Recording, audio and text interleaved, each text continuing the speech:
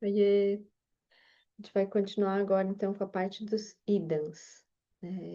Acabei de gravar a parte da bondade, mas a gente vai fazer separado para cada trechinho ficar com o seu pedaço. Então vamos fazer a prece de novo. Você está vendo agora, faz igual também, né? Se estava vendo antes, pode continuar, mas quem está começando, né? Começa também com a prece.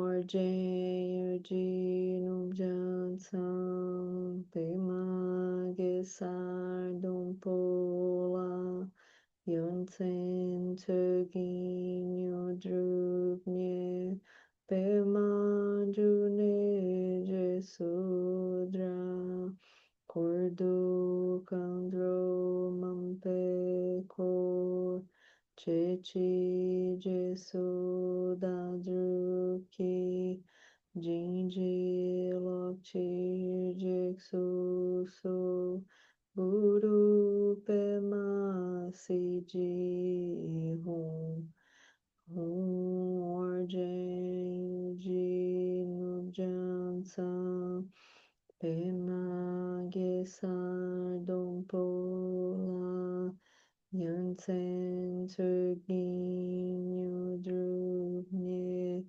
Pema June Jesudra Cordo Candro Mampe Cor Chechi Jesuda Duki Jinji Lokchi Jeksu So Guru Pema Siji Hong Orjen Ji No Jansa Pema Gesar Dompola Yunsen Turginho Drubne Pema June Jesudra Cordo Candro Mampeco Chichi Jesudandruki Jinji Lokchi Jeksu So Guru Pema Siji Hum Orjen Ji Num Jansa Pema Gesar Dompola Yonsen Tuginho Drubne Pema June Jesudra Cordo Candro Mampeco Chechi Jesuda Duki Jinji Lokchi Jeksu So Guru Pema Siji Hong Sanje Chodam Sochi Chonam La Janchu Bardo Dagni Chapsuchi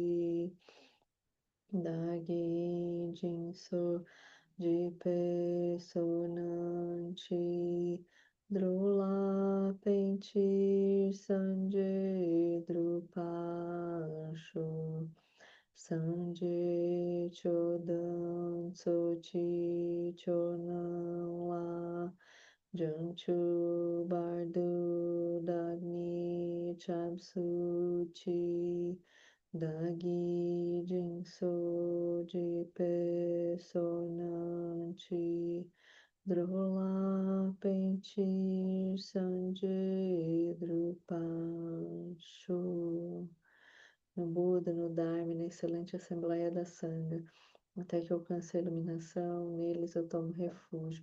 Através da minha prática das 6 perfeições, possam todos os seres sencientes alcançar o estado búdico.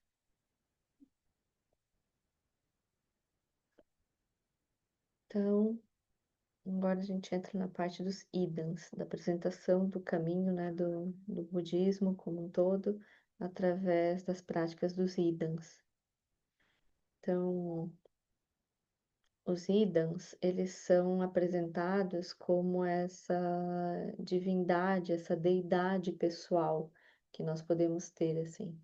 Então, a gente tem diferentes deidades no budismo, né? Tem Chirinzi, tem Aryatara, tem Prajnaparamita, tem Vajrasattva. Então, cada uma dessas é uma deidade que tem uma qualidade específica, né? E aí a gente pode fazer as práticas a partir da conexão com essas deidades, com esses idams. Aí o Lama ele vai apresentar dessa forma. Outra forma aparentemente diferente de aproximar-se do budismo é olhar as deidades e suas qualidades e procurar de imediato essas qualidades em si mesmo e vivenciá-las. Em vez de estudar a roda da vida, praticar a estabilização meditativa ou concentrar a atenção diretamente na bondade, praticamos sadhanas, preces e visualizações referentes a idams, as deidades de sabedoria e as qualidades naturalmente se manifestam. Então é essa bruxaria, né?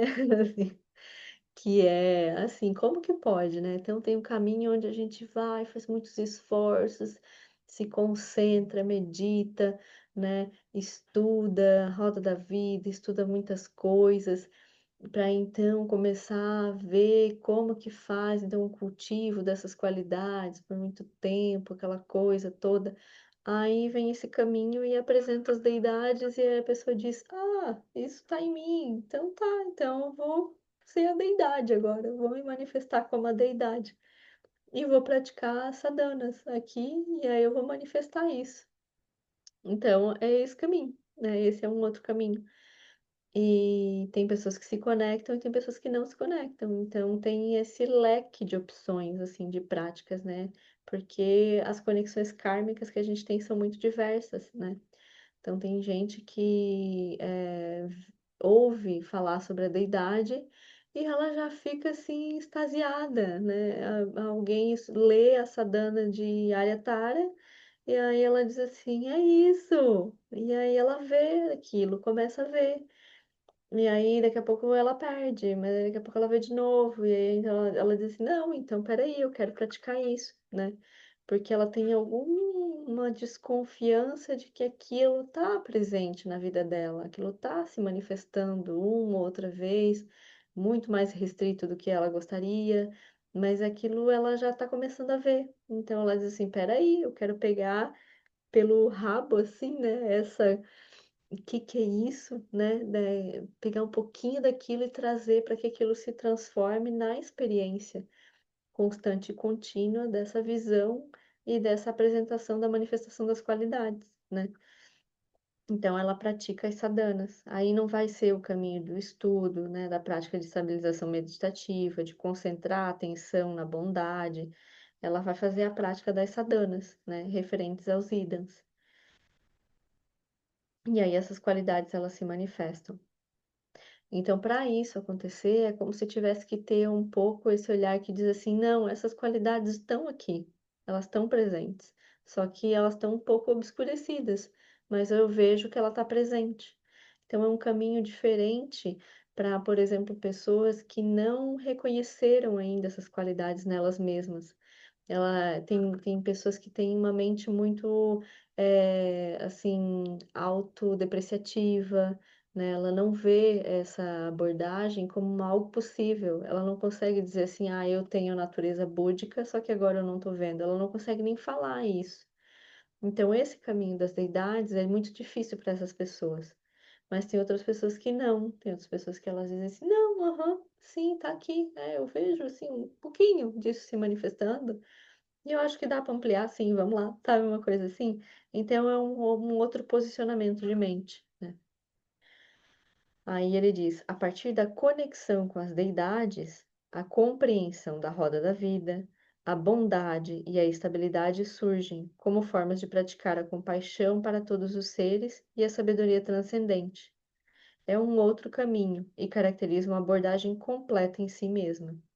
Então, é uma abordagem que tem que ter não, né? Quando ela está presente, quando ela tem essa conexão, quando surge essa conexão da abordagem com as deidades, A pessoa ela tem isso, ela vê aquilo assim, ou ainda que ela não veja assim, essa conexão está presente e até ela vai praticando até um momento em que aquilo fica mais claro. E ela diz: "Ah, tá, então é por isso que eu tenho essa conexão, porque, aquilo ali já vem de outros lugares, de outras vidas", assim, né. Aquilo já está mais presente para ela, assim, de que aquela prática daquela bondade ou daquela, lucidez ou daquelas qualidades, enfim, né, transcendentes, ela já está, minimamente sendo observada. E aí, então, agora com a prática das sadanas, né, o que envolvem esse aspecto das visualizações e das preces, ela vai então poder, ganhar mais e mais familiaridade com como essas qualidades se manifestam e estabilizar mais e mais, né. Então, é interessante de ver como esse caminho, ele é super profundo, direto, não cognitivo, né, ele não trabalha muito não discursivo, na verdade, cognitivo ainda é, mas ele não é tão discursivo assim, apesar de ter as palavras, porque a gente vai repetir as sadanas, ela é uma prática que não é para envolver tanto um aspecto de mental, porque aquilo é uma questão de sentir e ver aquilo daquele jeito. Então, você vai fazer a prática da de Aryatara, então a compaixão, ela se manifesta pelos olhos, assim, aquilo é visto, tudo é visto como esse aspecto compassivo de Aryatara, né, a gente pratica a prática de Tara vermelha, né, então esse aspecto da mãe, da veloz salvadora, né. E essa salvação, ela pode ser vista como aspecto da compaixão relativa, como aspecto da compaixão absoluta, ou seja, do reconhecimento da liberdade última que está sempre presente. Esse aspecto amplo, que se apresenta em todos os momentos, está sempre presente e pode sempre ser acessado diretamente. Então, Prajnaparamita também, né, então Prajnaparamita vem com essa clareza, né, do que é, como que é a operação da mente, como que é a natureza da realidade, como que as coisas se manifestam como algo que a gente vai ver como originação dependente e a gente pode reconhecer como luminosidade, como vacuidade, luminosidade se apresentando. Então, todos esses aspectos são essas qualidades dessas deidades. E aí a gente pratica, né, eh, inicialmente, tendo às vezes um pouco essa sensação de que está emulando essa deidade como uma deidade externa e a gente está, então, recebendo as bênçãos dessa deidade, né, e aí a gente começa, então, receber as bênçãos dela como essas qualidades que vão começar a se manifestar, até que aquilo possa ser visto como algo que, na verdade, não é algo fora, externo, e sim a posição de mente dessa deidade que se manifesta, é algo interno, aquilo, a deidade, o Idam, né? O Idam é uma posição de mente que manifesta essas qualidades, uma posição de mente livre que se manifesta como essas qualidades. Mas até que isso seja visto dessa forma, tem um aspecto de construção aí dentro. Então, tem um perigo aqui dentro em relação a esse aspecto da, da prática das deidades, é que como a gente vê as deidades como algo muito maravilhoso, né? É muito fácil a gente considerar que aquilo é algo existente, né? E aí a gente, coloca um nível de densidade nessas deidades. E aí a gente pode começar a cair num aspecto de reificação da existência dessas deidades. Mas quando a gente vai praticar as sadhanas, a gente vê que no final delas tem o aspecto da dissolução das deidades. Então, se tem a dissolução das deidades, a gente vai poder reconhecer que ela é uma construção. Olha só. Então, a deidade também é uma construção. E aí ela é uma construção que nos ajuda a ver como a gente pode usar coisas muito favoráveis, como a construção das deidades, para reconhecer o aspecto livre da mente construtora, livre de todas essas construções que está sempre presente. Teve um dia que eu li eu estava vendo um vídeo do Trungpa Rinpoche, e aí ele estava comentando sobre esse aspecto das práticas dos idans, né? Que ele diz assim, que é melhor mesmo que a gente use os idans para fazer as práticas, porque se a gente precisa de uma muleta, que ela seja de ouro, então, e não de metal qualquer, ou qualquer coisa assim, né? Que ela seja uma baita de uma construção, né? Aí ele chama as deidades, assim, de muleta de ouro. Não diretamente, mas né, eu não vou colocar isso na boca do Trumpa, mas assim, ele estava falando desse aspecto assim de que tem construções que são melhores. E aí, se a gente usa as deidades, né, como esse caminho para liberação, é uma é uma muleta de ouro mesmo, assim, né? Uma forma muito maravilhosa, assim, da gente aproveitar o aspecto luminoso da mente para nos apontar a própria construção que está surgindo ali como deidade nesse momento, né? E aí essas práticas de deidades, elas muitas vezes elas podem envolver a acumulação, né, dessas práticas de sadhana, das recitações, né, dos mantras. E é super interessante a gente ver que tudo isso é uma forma muito hábil que os Budas e Bodhisattvas, né, dos três tempos trouxeram para a gente, ser capaz de olhar como que a nossa mente opera, como que essas construções surgem, utilizando coisas muito maravilhosas que vão trazer tanto benefício para a gente quanto para os outros. Mas elas são essas ferramentas para isso, para a gente alcançar o aspecto de lucidez que reconhece aquilo que está sempre presente.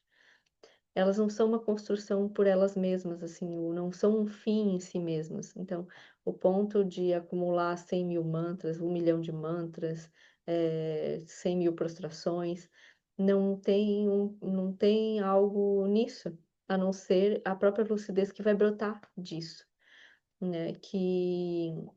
E que não vai ser uma coisa que, assim, depois que acumulou 100 mil, né, prostrações, então depois que a gente fazer isso, aí lá vai estar lá no final aí na última prostração, aí pronto, baixou, assim, o santo, daí agora eu vejo aquilo daquele jeito. Não, o processo de se fazer a acumulação é um processo de familiarização com essa visão, com esse lugar livre, de onde todas essas construções estão surgindo. E aí, então, o processo em si, ele é esse processo que vai nos mostrar aquilo que a gente pode ver a todo momento, né? Que é essa liberdade que está sempre presente. Então, todas essas práticas são para isso. É muito importante a gente saber, né, disso, porque o budismo não é algo para ser, né, ninguém estuda o budismo para ser budista, né? O budismo ele surge como esse caminho para geração de lucidez, até que essa lucidez não precise nem ser gerada, porque ela é vista como o aspecto natural, né? Que está sempre presente, essa lucidez está sempre presente. Ela só está obscurecida pela maneira como a gente vê confusa, até o momento em que essa própria confusão possa ser iluminada, né?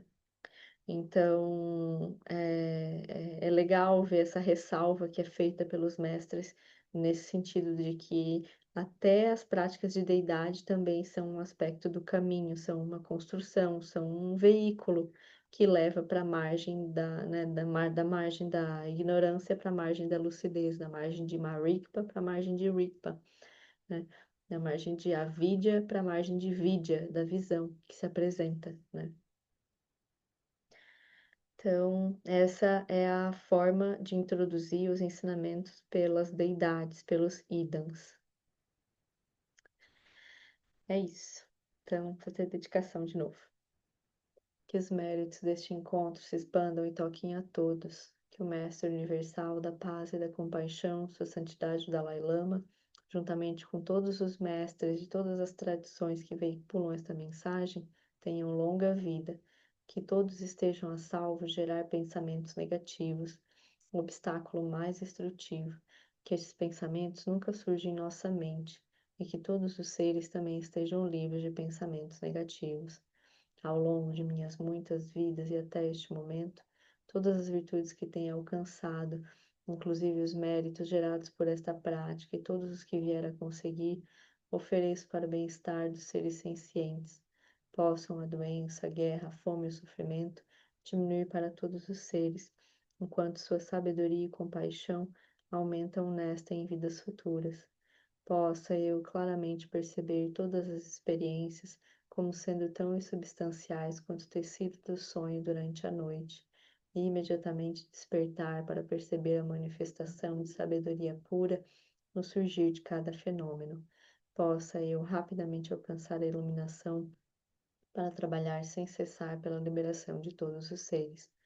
Budas e Bodhisattvas em conjunto, seja qual for a sua motivação, sua ação benéfica e preces auspiciosas, seja qual for sua onisciência, realizações e poderes benévolos, e seja qual for a sua imensa sabedoria, eu, que igualmente venho para beneficiar os seres, rogo para que possa alcançar as mesmas qualidades. Neste exato momento, possam nem mesmo os nomes doença, fome, guerra e sofrimento ser ouvidos pelas pessoas e nações da terra, mas possam sim sua conduta moral, mérito, riqueza e prosperidade crescer, e possam a suprema bem-aventurança e bem-estar sempre surgir para elas. Quem lutou sun rin lung che zang lin sa sun ja par pel drogyo cho sun nao ad midrau do song ele show. Obrigada. Qualquer coisa, escreva nos comentários. Tchau.